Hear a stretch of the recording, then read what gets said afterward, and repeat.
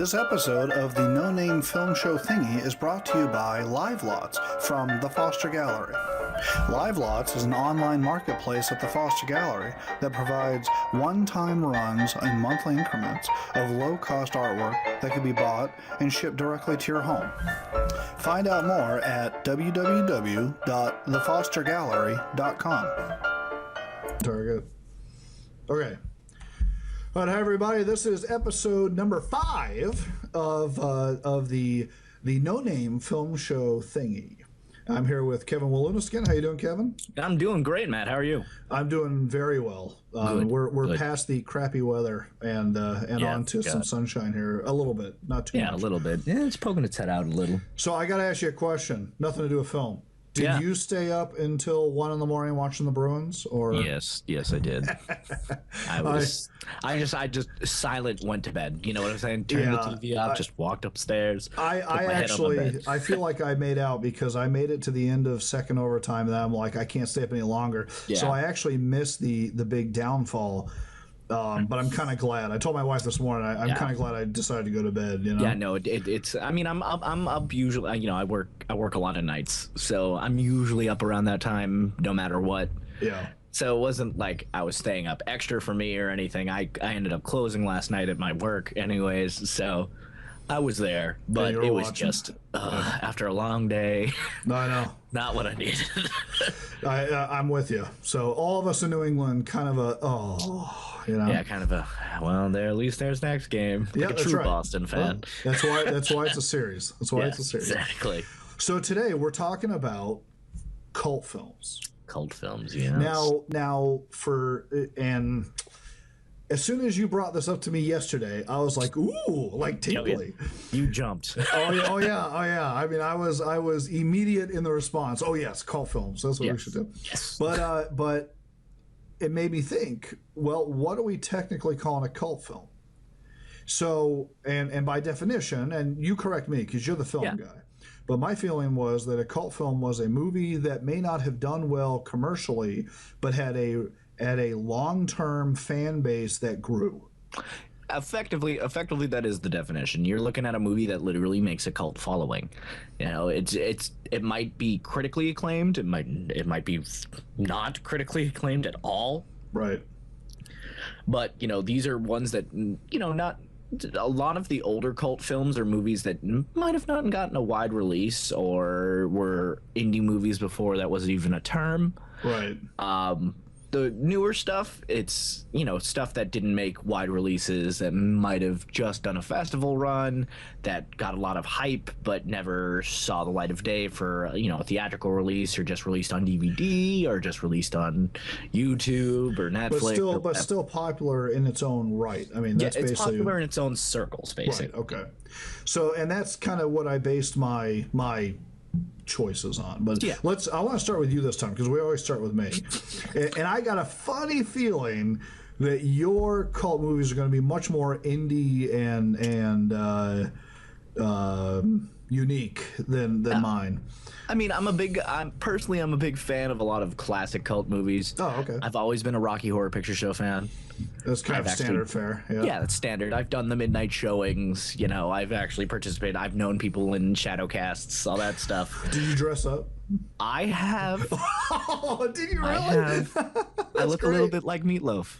That's awesome. So, I can get the hair going.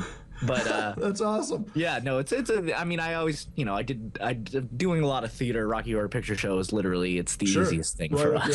Yeah, right. For people who don't do theater, it's very exciting, but it's, for me, it's just like, oh, it's normal Friday night, I guess. Another day to dress up in leather. Yeah, well, I mean, pretty much. But I would have to say my favorite cult movie is actually one very near and dear to my heart. I'm actually wearing the t-shirt. You can't really kind of see it on screen, but it's called Die You Zombie Bastards. Die You Zombie Bastards. Yes, it's a horror zombie gross out, and I mean really gross out spoof. There's a whole giant tagline for it. Let me see if I can find it. It's a spoof, meaning it's a comedy? Yeah, it's supposed to be funny, yes. Oh yeah. But basically it's complete super low budget. I think IMDb has it rated like as a 4.2 out of out of 10 maybe. Okay. It's, you know, it is not a well-rated movie by any means. But it is on IMDb. I mean, it's not so indie that no one's ever heard of it. Well, here's the thing with IMDb. It can be super indie and be on IMDb. It just has to qualify for certain things.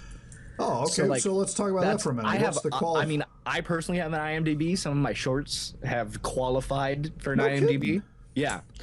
So basically, your movie has to be shown in some form of film festival, and it has to be a real film festival where, you know, it's basically some people don't get in. You know, it's not like you submitted your film and no matter what it gets in. Yeah. It needs to be a film festival where some people don't get in. Okay, so and it that's has the to be qualifier for has to be IMDb. curated. Yes, it has to be a curated festival, basically. You know what's awesome? What? I looked you up on IMDb right now, which is awesome. So you come up as a writer for drawing conclusions, right? Yep. Do you know who's right underneath you?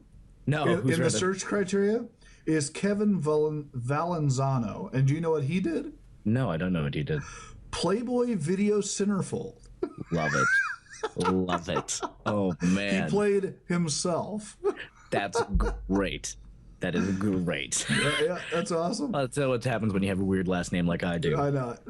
But yeah, Die Zombie Bastards, it's actually tagged as the world's first ever serial killer superhero rock and roll zombie road movie romance. Oh my god. And a little fun trivia fact, it was originally supposed to be in 3D.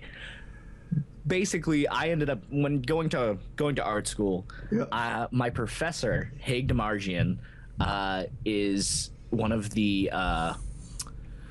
people behind this movie, one of the producers, one of the writers, and he is just absolutely one of the most interesting people you ever meet. Great artist, phenomenal illustrator, printmaker, but he also made this movie with a bunch of his friends. It's all filmed local too. Oh, really? Yeah, for people who don't live in Massachusetts, film in Massachusetts, like Gloucester, whole North Shore area. You'll notice a lot of, especially if you spend time in the North Shore, you'll notice a lot of the locations. Okay. But it is just, I mean, it is absolutely gross out ridiculous, and it's just you gotta revel in the Die Zombie Bastardness of it. Oh yeah. And I mean, there's like there's always a showing at Cinema Salem in Salem, Massachusetts during October. I suggest every listener needs to go. It's seriously, like, I go to a lot of like indie film showings, you know, at quote unquote indie theaters like Cinema Salem and like Coolidge Corner and all that stuff. Sure. It's some of the most fun you'll ever have. It's not Rocky Horror Picture Show where there's music and people singing and throwing shit basically. Yeah. But you just have people, pretty much me, you have people yelling in the audience back at the screen for a lot of the lines, and Die Zombie Bastards is the catch line. So it's a social event. It's a social event. Yes, it's very much a social event. Plus, the show, they tend to have, like, there's a band that plays beforehand, and it's usually something horror-related. Yeah. First time I ever saw them, the Crimson Ghosts play, and they're a surf punk cover band of the Misfits. Okay, gotcha. Yeah. It was awesome. Think Misfits, but Dick Dale. Right. Like, that's cool. Lots and lots of fun. Or just, you know, I've seen Kill Slug, which are just, they're something. They are crazy. I saw something. He took a baby and the baby doll and just like it. I smell an on location coming. Oh yeah. Yeah, that's cool. But yeah, it's a lot of fun. Awesome movie. So let's talk about the movie itself. Like, so it's a comedy. Yes. Okay. But it's a horror movie. It's a mashup. Yeah, it's basically, you know, it's a satire in a sense. Yep. It's listed on IMDb as a comedy fantasy horror. Okay. But it's, you know, it's very, very, very funny, very off the wall kind of. Yeah, it can be slapsticky sometimes. It can be subtle. There's a lot of quick dialogue that you really need to watch this movie a few times to really like really understand it. Is it rated? I don't know if it ever got rated, but it's. Is it graphic enough that it's beyond R? That it's beyond R? Like. No, it'd be a hard R. It'd That's be a what I'd hard like to R. call it. Okay. It'd be a hard R. I Yeah. like. I like that. That's. You know what? I think that might become part of the T-shirt. The second T-shirt for us. We are a hard R. Yeah, it is a hard R. It's gross out fake gore, you know what I'm saying? Yep, like I do. Old school kind of. It's very, I know Haig very well. It's very influenced, by Evil Dead, that kind of stuff. Okay. So, it's very much, it feels like a B horror. Yes, B-horror. B horror is probably the best way to describe it. No, it's there's definitely a place for that. Let's put Yes, that way. That's good. I mean it stars an ex porn star, Jamie Gillis. you were but just he plays, rocking up the points for this movie. I want to see it now. Oh yeah, it's a non-porn role for him too. I gotcha. It's the storyline can be you have to watch this movie a few times. The storyline can be very, very confusing for the first. Like I remember literally the first time watching this and literally got through the whole movie and I'm just like, play it again. No like, kidding. What? Play it again. All right, I'm gonna have to watch this now. Yeah. Well, it looks like the whole movie is up online, so I'll just embed it right into our show notes. Yeah. So that's cool. Yeah, no, it's absolutely ridiculous. My favorite thing is actually one of my favorite things. Once you see the movie and like if you really, really, really like it, go through the user reviews. Oh yeah. Anywhere, because like it's all from people who just don't understand what they were about to get into. So they're horrified by it. Oh my god, they're just like, what was this? This was the worst movie I've ever seen, and they just you don't get it. That's great. You're either gonna get this movie or you're not gonna get this movie. I'm warning any viewer right now. That's awesome though. You're either going to love this movie or just be like, what in the hell did I just watch? Well, there's always a place for these kind of things because I mean the in the art market this is kind of an all in or all out. Like people either understand or they wish to understand, but there's going to be a mass majority of people that just go, I don't get it and I'm moving on. Yeah. So the best part about this, one of my favorite parts about this whole movie is the whole soundtrack. Yeah. Are just different theme songs to the movie. It's basically every song was could almost be the main song for the movie, and it's made by some big people. And if anybody knows like rockabilly, Hassel Atkins, pretty much right before he died, is in this movie. Okay. And he's rockabilly legend. He's awesome. You can't understand a word he says, but he is just phenomenal rockabilly player. But one of the guys from the Butthole Surfers did a song. Oh, really? Who was that? Yeah. Man, I can't remember his name. Was it Gibby? I want to say the so. Singer? Yeah, I think so. Gibby Hayes? Yeah. I'm trying to find the soundtrack list. I actually own the soundtrack too. Wow, you are a fan, huh? Well, yeah. I mean, that's good. It also helps. One of my professors was, on this movie. But I see. This was an easy grade. That's all. Well, no, it wasn't. It was not. I wasn't even in his class at that point. Oh, no kidding. So this is out of pure. I think this movie is ridiculous, and filmmakers from the same place who have tried to make movies in that place. There's like a weird bond, that it's kind of unspoken almost, that it's kind of one of those like secret society nods. Well, let me ask you on that. I mean, so would you say a movie like this influenced your movies in some way or not? In a way, yes. I would definitely say it's influenced me as a filmmaker in general.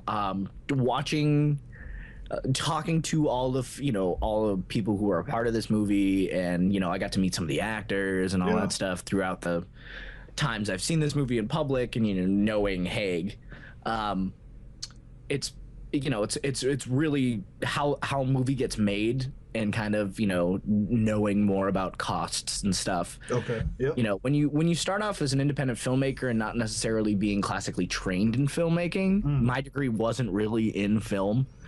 I learned a lot of the technical aspects, but you don't learn a lot of the general stuff that just goes into making a film, whether it be scheduling or budgeting or how much stuff costs or what you need to get for permits, that kind of stuff. I was kind of filled in just by kind of watching and quietly observing and but yeah, Hay was very, very supportive. You know, more above and beyond a professor should. You know, Yeah. necessarily like he was very supportive of my filmmaking, and you know, there was another art major who made film with me in college. He was just super 100% supportive with us, and That's he great. really took the time out of his day to talk to us and you know, kind of guide us in that. That's So cool. it's the movie and the filmmakers are very important to me, at least. That's cool. Nice. But yeah, what about you, man? I want to hear some. I want to hear your favorite cult Well, movies, which you we're know, so excited. yeah. Well, I mean, there's a lot of them. You know, one I've mentioned it before, but I love Akira.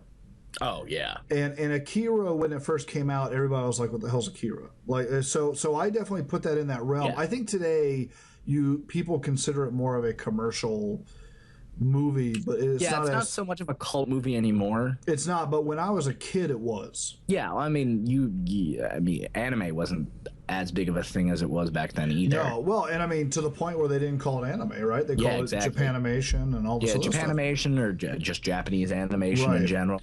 So that was a big one, and I don't want to go too deep into that because a lot of people know everything about Yeah. that, and it's influenced all kinds of stuff. I will say for me, it influenced like my painting and stuff because of the colors in the movie. Oh, yeah. The you know, that was one of those movies where I distinctly remember as a kid the first few minutes of the movie where the guy shoots the dog. Oh Remember yeah. the guys being chased through Tokyo, or the Yeah. girl actually.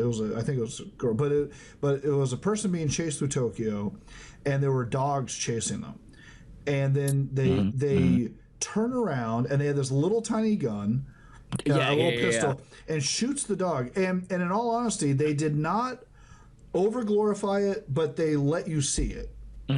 And you got to remember, at the time, we're watching G.I. Joe for cartoons. Like there was no cartoon like this, you know? No, not at all. I mean, this was totally radical. And I remember thinking to myself, like, oh my God, that is like so shocking. Yeah. And now, if someone were to watch it, they'd be like, well, what's the big deal, you know? Yeah, exactly. But at the time, that was super shocking. Yeah, yeah. No, I totally understand that too. You know, that's what happens to a lot of movies too in general. You know, time really is you know, to be a movie to be considered timeless Yeah. is almost impossible now, especially with, you know, computer graphics or something like that. Oh, yeah.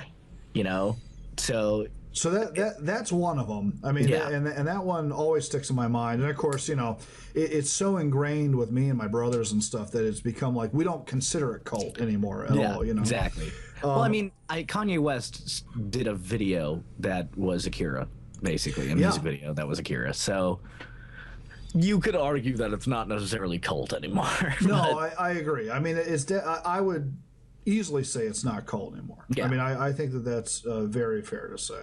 Yeah. Trying to think what I had here. Well, any of the Evil Deads. Yeah, obviously. I was an early Evil Dead fan. I will be the sellout guy to say that my favorite is Army of Darkness. Okay. Well, I mean, that's fair. You know I what mean, I'm saying? it really is there's going to be that purist that goes, well, the other ones were actual horror movies. I get that, but I think Army of Darkness turned into a totally different thing.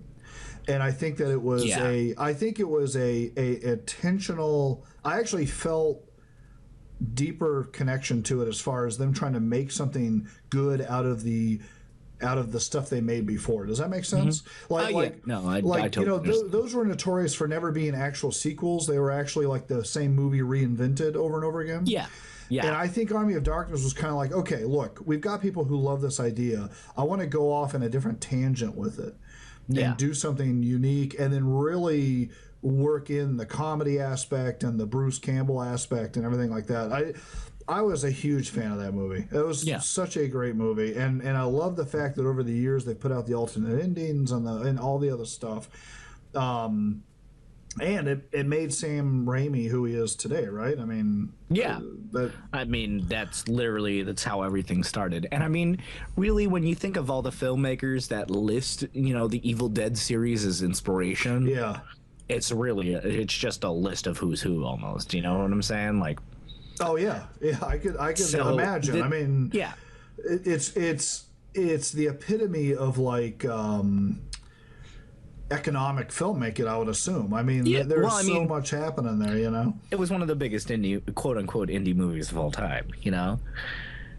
Was it a commercial success? Was No, but it. I mean, I'm talking about like just general cult film indie movie, I guess, success. It's the when people think of cult B-list, especially in the horror genre, that's the first they name. I could easily imagine that. Yeah. I could easily imagine that. So the only other one that I can now, there's a bunch I like, and I just don't know if they're considered cult movies. Like Hard Boiled. It's a great movie. I mean, I guess I would consider that a cult movie. Well, I mean, it's it's a John Woo film, right? It's an early John Woo film, and it's also a Chow Yun-fat movie back when he was playing more of a hard, tough guy, and they were brutal cop movies from China, right? I mean, that's basically what we were talking about. And but they were hyper action type movies, right? I mean, they were like crazy gunfights and just, in all honesty, I think that's the stuff that spawned off a lot of like, I don't want to say that Quentin Tarantino was directly affected by them, but I think that the jump to Quentin Tarantino, even though he reflects back on like Americana type movies, like B movies from America, the violence factor I think comes from the John Woo type films. You know what I mean? Yes. The I over the top action sequences and stuff. So that's one that I really love. And then you don't feel like that's considered a cult movie? Well, I don't know. I mean, this is. Would you consider? I actually had a hard time with this because I keep confusing cult movie with like something that's still not popular. Movie, basically, yeah, Well, it's like, would you consider Wes Anderson's earlier work, like Rushmore, Bottle Rocket, cult movies? Well, let me ask you though. So Rushmore, I would consider Bottle Rocket a cult movie, but it's not really super popular. I mean, people know of it, but Rushmore is definitely more of a everybody loves it. Everybody does love that movie, but I feel like most of Wes Anderson's early work can be considered cult movies. Well, I do love Rushmore. That's definitely one of my favorite movies. Oh yeah. And of Wes Anderson's movies, I think Rushmore is my favorite.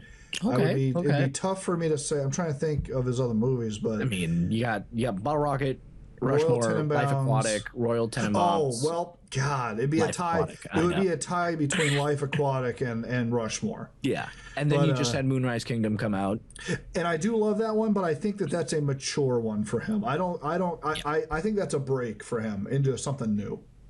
Yeah, I think this is where he really starts. I think that's where he starts to establish his dominance. Yeah. I think the work up to this point is him trying to figure out what he's doing, and I really think that new movie is kind of him going, you know what, this is who I am, this is what I'm doing, and you know what, in all honesty, the Fantastic Mr. Fox helped him with that, I think. Yes, no, he definitely did, and I love that movie. So the only other one that I would bring up, I mean, there's a bunch. Yeah.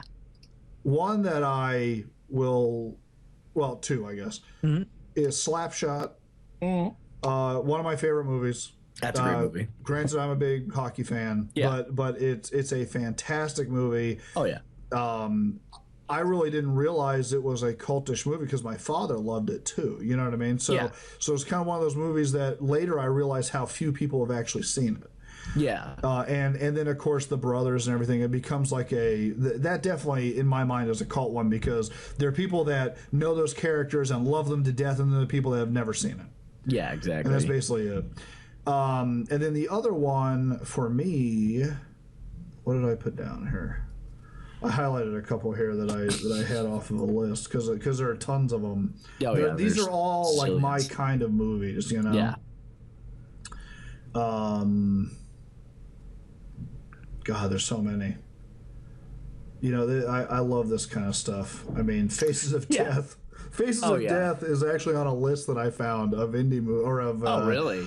And I didn't even know people consider that a movie. You know what I mean? It's a bunch of clips of people dying. Yeah, pretty much. Pretty much. That's what it is. You know. Yeah. God, I don't see it on here. There was another one that I was sitting there thinking, oh my God, that's like one of the best. Well, I will say one that was not on any list that I really love, and I don't know if it was a niche movie, if it was a cult movie or not, was the original Clash of the Titans. Yeah, I don't was that a success or was that not a success? I mean, the original one, yeah, not the Liam Neeson one.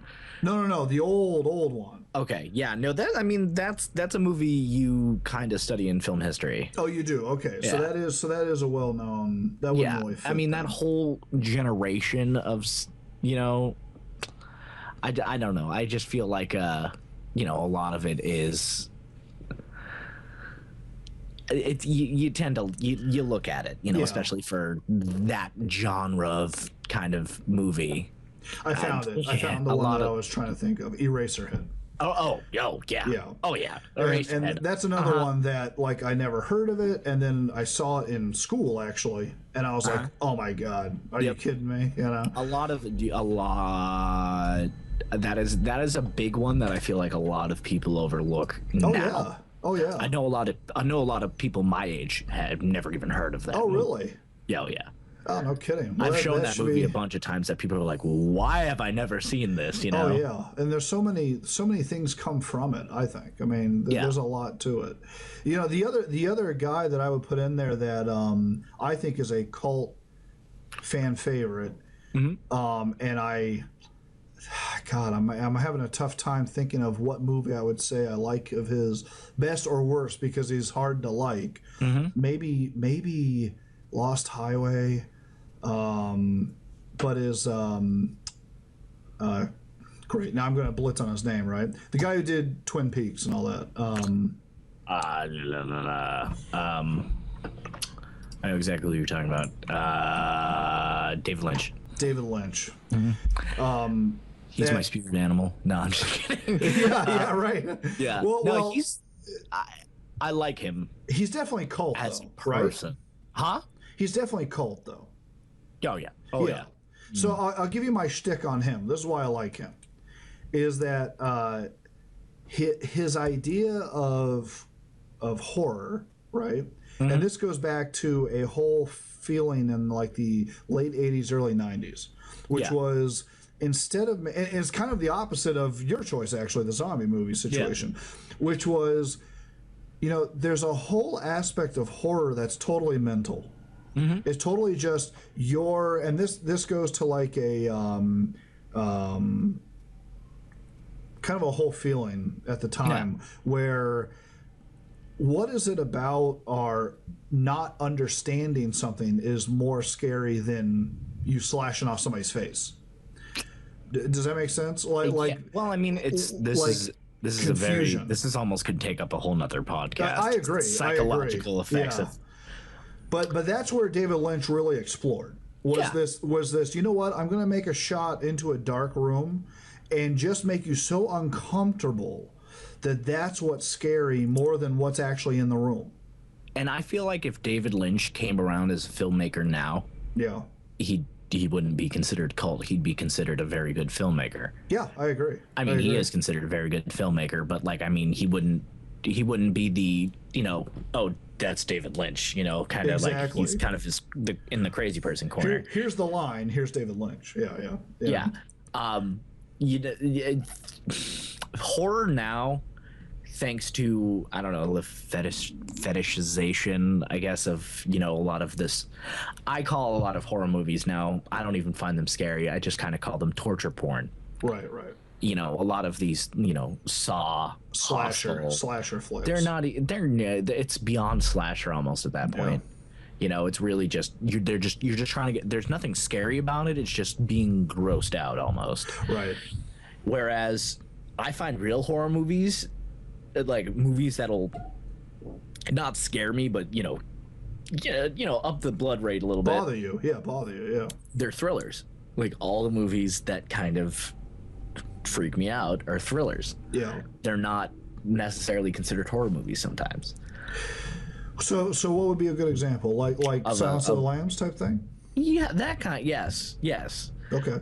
I mean, I watch every kind of horror movie, and it's like Blair Witch Project. I thought, yeah, I mean, I watched that when I was really young, but I remember being pretty rattled, because the thing is with horror movies, it's the whole aspect of it being, sometimes with narratives and stuff too, it kind of takes you out. So I feel like Blair Witch Project, when it came out, was, you got thrown in the middle of it. You know what I'm saying? It was an atmospheric problem. It was you gestaltly were sensing what was happening, and part of that was the use atmospheric, of the cam. and it just felt real.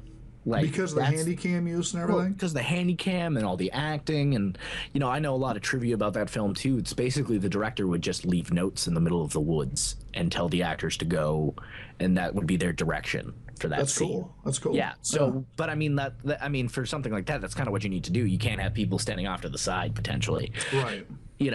So for that kind of movie, and a lot of people did not like Cloverfield. I loved Cloverfield. I don't think I ever watched Cloverfield. It's a Is that J.J. Abrams? JJ, yep. Yeah. And it actually plays into his whole universe, which is kind of cool. I didn't know he had a universe. Oh yeah, he's got a fake company in all of his stuff, Slusho, and what's the name of it? It's Slusho. Oh, I never. I want a Slusho T-shirt so bad. Any of our viewers who would like to send me one in, please get in contact with us. It's fascinating. They did a whole viral marketing campaign too that was kind of like an ARG. For those of you not familiar with that, it's an alternate reality game. Okay. So it kind of comes off as real across the. It's mostly done online, sometimes in real life. To just virally promote the game. Okay. All right. Yeah. Or the movie or whatever. Right. Nine Inch Nails just did one for Year Zero. Yeah.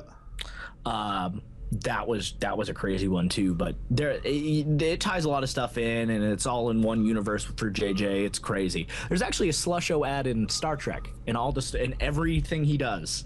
There's a Slusho. I'm gonna have to start looking for it. I didn't even know that. Oh yeah, it's in Lost. There's a bunch of stuff. Huh. But yeah, no. David Lynch is just. I mean, he's a musician too, so.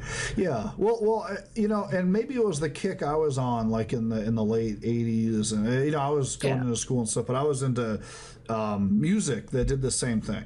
Yes. Absolutely. Which a lot of early cyberpunk and techno. It was not techno like the sense of you say techno now and people think of the Chemical Brothers and Daft Punk, stuff like that. But back in the late 80s, right, early 90s, there was this whole cyber type music that was techno, but it was bands that were more like hardcore. So there was Frontline Assembly and Front 242 and Skinny Puppy and and then you got more into the 90s where you got Atari Teenage Riot. Right. But all of those guys, those earlier guys, right? And they came from very specific bands, which was Cabaret Voltaire, Throbbing Gristle, and Kraftwerk. Mm-hmm. Those were all guys kind of exploring this idea that you could make this atmospheric thing that was much scarier than this typical death metal guitar screaming and talking about blood and blah blah. You know what I mean? They were trying to make something that was more scary on the ephemeral atmosphere part of it than it was about the lyrics necessarily.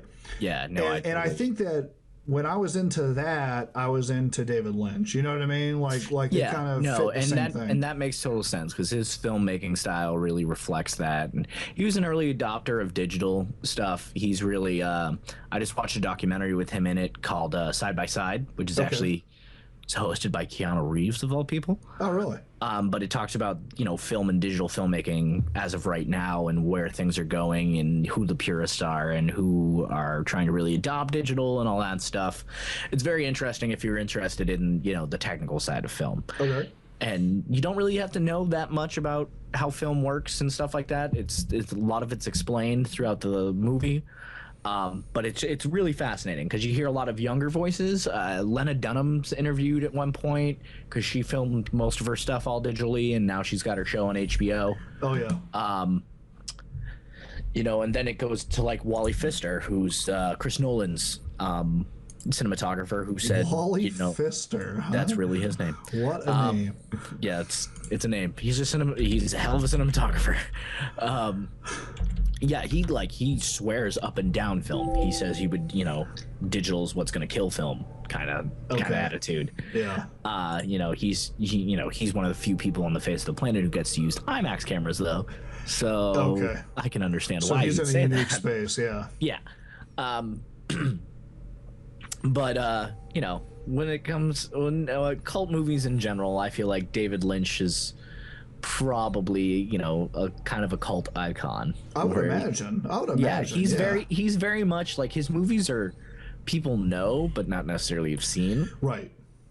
I and the agree. people who really like him exactly, and I kind of fall into that category. Yeah, and so, I mean I'm totally right there with you. I'll tell you, he's one of those guys I flat out cannot watch any of his stuff with my wife around, because she'll literally just look at me like, what the hell are we watching? What are you doing? Yeah. What is that little guy talking backwards? Like just stuff like that. His movies are movies I can only watch with guys I do film with, basically. Right.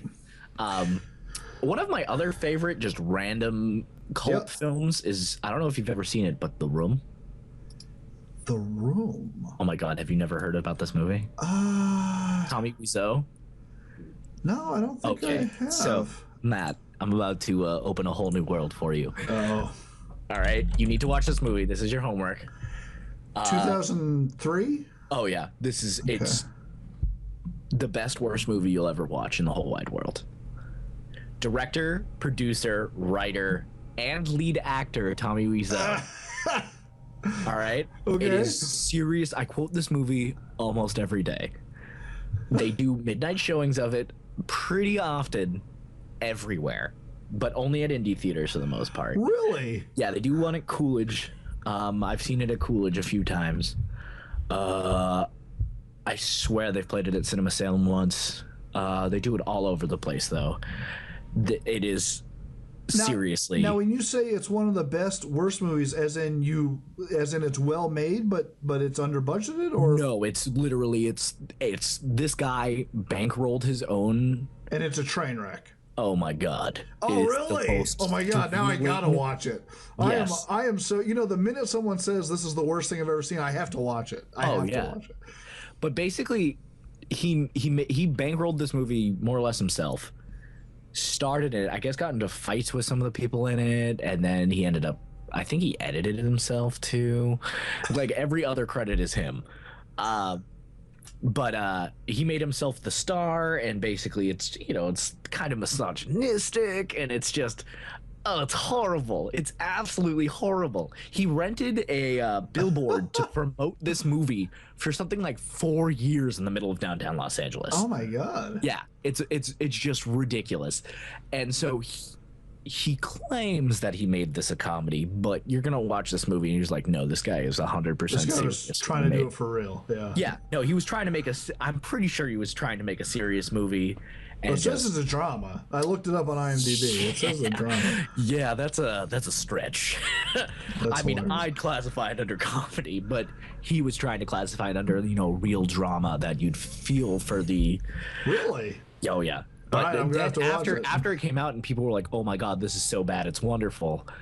She's like, "Oh yeah, I totally did that on purpose. Did that on purpose." Yeah. And he's kind of embraced it. Well, I mean, what else is he going to show up, right? Yeah, well, I mean, he's known to show up at some of the midnight showings that basically people are just blatantly laughing at his movie. Oh my God. Yeah, no, it's just one of the read the whole thing about it. There's a lot of stuff online that you just read really deep into it. I haven't even watched the trailer yet, but I will post the trailer in our show notes. My God, watch that trailer. It is cool. Ridiculous. You know what I'm actually seeing on a lot of lists online is Office Space is considered a cult movie. Now, see that, but That doesn't. It's shown on Comedy Central. I don't think it and you know, qualifies as cult see, movie. because one I was ready to bring up, and I just don't consider it a cult classic because it's all over the place. Everyone knows that movie. Is well, no, not that one, but one very similar to that in the same exact argument is Hot Rod. Oh yeah. Which now I don't consider it a cult classic, but I know so many people who have never heard of it. You know? Yeah. But I think it's a hilarious movie. I absolutely It is a great love movie. it. And speaking of, there's a whole vignette in there of him having a movie that they put out and everybody laughs at him for it. Remember that? Yeah. But you know, again, I didn't want to put that on my cult list because I don't know, everybody that I know kind of knows of it. You know, it's just not necessarily famous either. You know. Now my question to you is Donnie Darko. Yeah. Would you consider that a cult movie now? Yes, I would. Yes, I would. Still? Yeah. Yeah. Because I think it's gotten a lot of traction in the last few years with a crowd. Yes. With a crowd. I think that if you walked up to a person on the street, they have not seen Donnie Darko. Yeah, I can for the most part, yes. I think it's just because of Jake Gyllenhaal. Yeah, but I mean, think it's starting to get, you know, as Jake Gyllenhaal gets more and more popular, a lot more people are seeing it now. But this is the same argument I had with Rushmore. Like Rushmore, because Bill Murray was involved, do you still call it a cult movie? Yeah, I mean, you know what I'm saying. I mean, there's a lot of movies people have seen with haven't seen with Bill Murray in it. You know, Bill Murray does a lot of random, strange things. Well, I mean that he's turned that into his niche. Yeah, that's his thing now. I mean, trying to bankroll the indie thing. You know, one of my favorite movies with Bill Murray in it is Coffee and Cigarettes. I don't know if you've ever seen it. I've never seen that one. No. That's a real cult movie. I'm actually surprised I didn't mention it now. Coffee and Cigarettes. You would love this movie. Basically, it's a collection of shorts by Jim Jarmusch. Okay. And basically it's like basically a series of vignettes that all have coffee and cigarettes in common. Oh, okay. But let me just read you some of the cast. We got Stephen Wright's in it. Nice. Steve Buscemi, Iggy Pop, Tom Waits, like with full speaking roles, and they play themselves. Tom Waits. Tom Waits had a quasi-speaking role. Yes. Well, actually, he's got like a pretty full speaking role. No, I'm just saying his voice. But yeah, I know. Jack White and Meg White. Kate Blanchett's in it. How old is this movie? It's 2003. Yeah, 2003. Oh, wow. My favorite scene in it, though, is Bill Murray, RZA, and the Jizza. They're in one scene together, and it's quite possibly the greatest thing ever recorded on film in the history of film. You heard it. Now I gotta watch this too.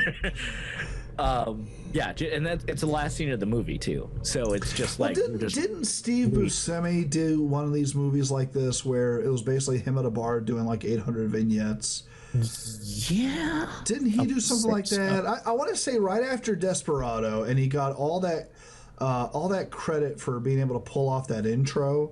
Yeah. And then they did like a whole movie of him doing these like Tall Tales type vignettes, you know? I don't know. Maybe I'm wrong, but I thought I remember him doing something like this also. Yeah.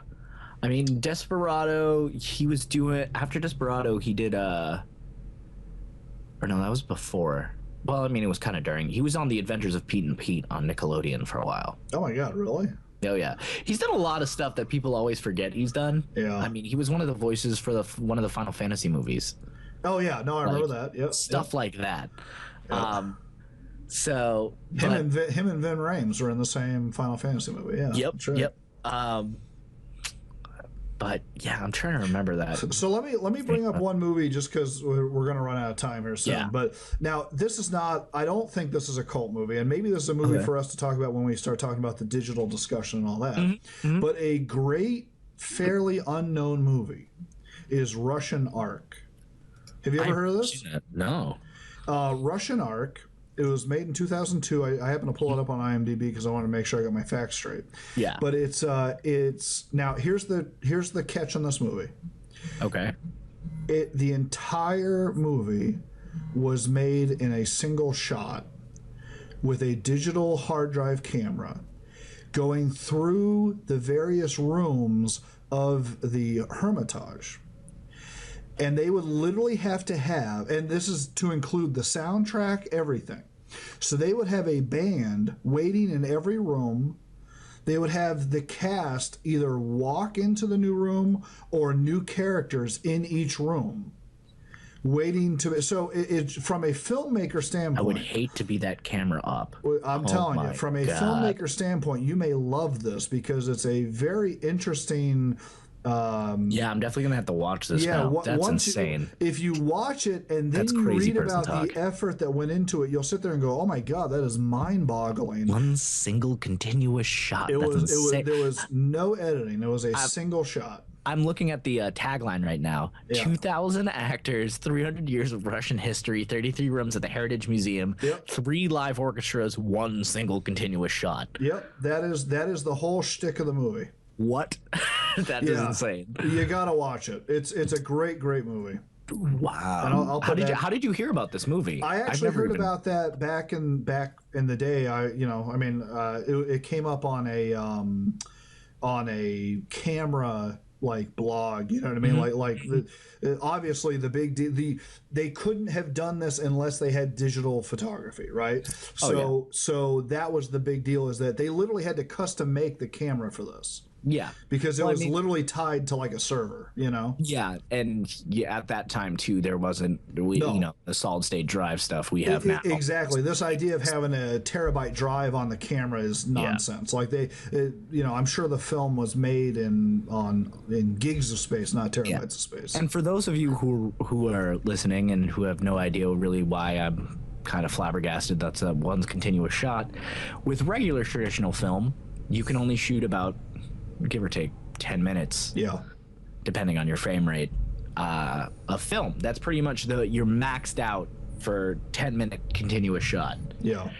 One of the upsides of shooting digitally now, as we're kind of talking about, is you can shoot kind of forever, theoretically. As long as you have the hard drive space, you can keep going. Yeah. Which is kind of unheard of, and how film was done, it's really you had a time limit for scenes, so people actually kind of even wrote to that, right, for single shot stuff. I would also think that the fear factor of you getting 40 minutes into the film and having somebody screw up and you can't edit it, for an actor, it's not as scary for the filmmakers. Well, that's what I'm saying, for the director. As an actor, if you come from, and by the sounds of it, a bunch of these people came from theater backgrounds. Yeah, that's not that scary. I mean, you have to know your stuff. I meant more the director and the camera guy. Directing, I don't know how I would direct people, because you're at a point where you can't really yell at anybody either, probably because of how the audio has to be recorded and stuff. Right. So you kind of have to use director sign language, and I'd just be terrified to be that poor camera op. Yeah. Well, that is terrifying. I'm shocked that I was able to pull one out that you've never heard of. It's a great movie too. I have watched it. It's very good. It's very good. I'm definitely gonna have to check that out. That is. So continuous. So any other stragglers that we're not thinking of as we come up on our time here? I mean, we've mentioned a lot of them. Yeah, just a few of the ones that I'd really want to touch on are just ones that I keep seeing in lists that I'm just like, I don't know if that's a cult movie anymore. That's the Big thing. Lebowski, I've been seeing on the lists a lot. Yeah. Like, they show that on Comedy Central at least once a month. Well, let me ask you this. I mean, because when we had the discussion about doing the show, one of the things that came to mind for me was a cult TV show, not necessarily a film. Okay. Which is Firefly. Yeah. And I know it's very popular now, but at the time it was kind of like this dark horse. Like, people are like, how do you not love this show? And then of course it gets canceled, and they make a movie to try and appease fans and blah blah blah. Yeah. And now of course you look back and the cast was amazing. The concept of the show still blows people's minds. Yeah.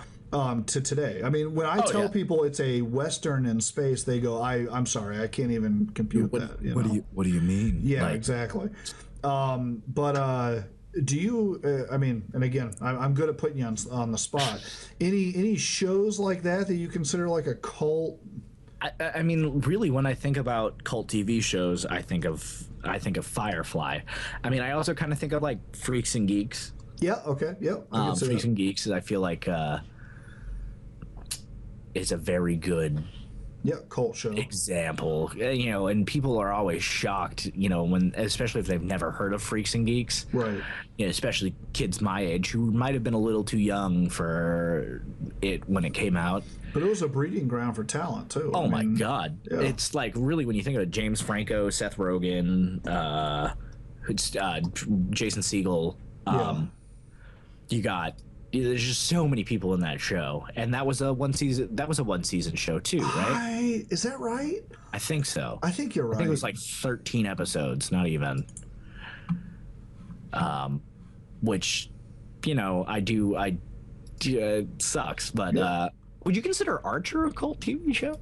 Nah, that's very popular, I think. I mean, you know, it's not a niche crowd. Yeah, that's true. Know, I mean, I think actually a recently good cult TV show that I really enjoyed was Party Down. It lasted a season. Party Down. Yeah, it's on Netflix. It stars Jane Lynch is in it. Okay. Basically, it's about like 6 Hollywood kind of wannabes work in food catering to like LA hoity-toity Hollywood types, and they just kind of, if you work in food service, it's really accurate too. Okay. And you know, I've worked as a server and stuff, so it's really, it hits home a lot. Do you think that like the original Office would be a cult? The British Office in America. Okay, in America, fair enough. Over in the UK, it's as big as probably very standard. Here. Yeah. I'm looking at a lot. I just pulled up a list really quick. I mean, I wouldn't for like cult TV shows, and like some of them I see are like Community. I don't consider that a cult TV show. No, that's not a cult. I mean, Battlestar Galactica, I wouldn't consider one. No, but you know what? I think that this is where it's going to be tough for TV. There's so many choices and there's so many genres that it's going to be tough because we've kind of become a la carte with all this. So anybody who's ever seen it goes, that's not really cult. I just don't watch it, you know? Yeah, well, it's also for a lot of the shows, I feel like there's your generic audience and then there's your cult audience almost. Right. You know, for like stuff like Buffy or Angel and stuff like that. Well, I mean, in all honesty, Arrested Development, yeah. You know, that's definitely a show everybody knows about, but people really, really know. Only because of the resurgence. If it had not come back to Netflix, it was one of those that I would call a cult show because the people who loved it to death. Yes, they did. Absolutely loved it, and I'm one of them. I mean, me and my wife are Arrested Development fanatics to the point where you are freezing it to read all the news articles on the newspapers and stuff, you know? Yeah. Because there are jokes in there. There are jokes all through. You know, I read a great article on The Verge, and maybe I'll put a link on it to this. But that they had this feeling that it was the first show back in the day. Now, you got to remember the first run of it, right? Yeah. Was before DVRs. And it was actually written ahead of its time for the DVR crowd who was going to normally freeze it and read and rewind and catch jokes and watch it over and over. It was written to be like analyzed like that. Yeah. But the first run of it was kind of before that was the norm for everybody. Yeah. You know? And now, of course, they overemphasize that, if you ask me. I mean, now it's like you're expected to do that. But a lot of people, I remember when it was out original run, people would be like, it's too confusing. Yeah. You know, and those are the people that were like, you know, I want my commercial breaks and I want to go get popcorn in the middle of the show and not miss anything, whatever, you know. Yeah. That kind of person. And it's not designed for that kind of person. It's designed for the guy watching it off the web, you know. Yeah, exactly. So, but. Yeah. All right, cool. Well, we definitely named plenty of films. Yes, there's a lot of homework for you listeners out there. So that's awesome. I will. I mean, we're right up on it. And cult movies. I mean, I gotta say that it's one of my favorite genres. I mean, I've always been one of those guys that gravitates to the less than super popular movie. You know? Oh yeah. Well, I mean, and that's kind of.